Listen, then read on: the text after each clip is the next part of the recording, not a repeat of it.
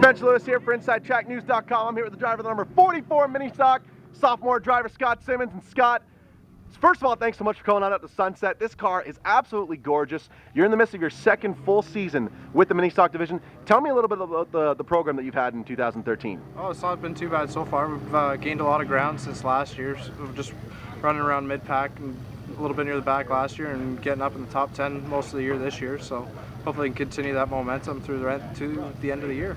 Now, one thing I can't help but admire about young guys like yourself is that you're not afraid of touring. You're not afraid of going out and racing with some of the more talent-laden divisions in the province, some of the bigger names in Ontario, try to get more seat time. What have you been able to pick up and learn through your time touring away from your home base of Flamborough?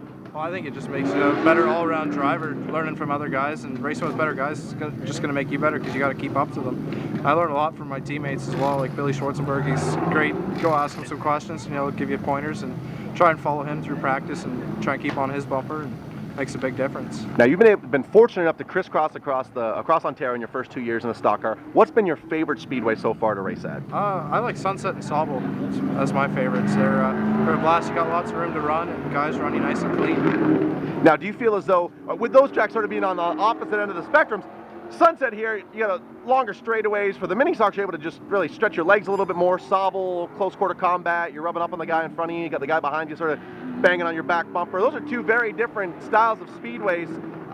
Why do you prefer those two over others? I think just the guys running you nice and clean, and you're treated very well by all the staff and everybody at the two tracks. So it makes it great, and it's a lot of fun to go to. Now, when you look at the top of the mini stock division, it's a long list of guys that have made that successful transition over from the karting ranks, and you're no different. You started out with the Waterloo Regional Kart Club.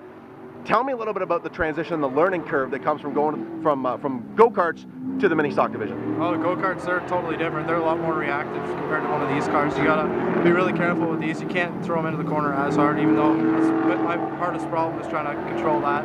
But going from karting, I think it's a great starting ground to learn how to race around other people. So you got to turn left and right.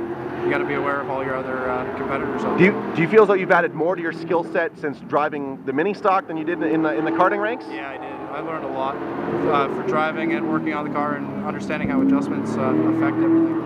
Now, I know it's not possible without a lot of sponsors. Go ahead and thank the people that get you to the racetrack on Saturday. Conestoga Roofing, Cambridge Source for Sports, Spire Fire Protection, Eastside Auto Service, and Claude's Auto Repair and Engine Machine Shop. What's the best way for the fans to keep up with you on social media?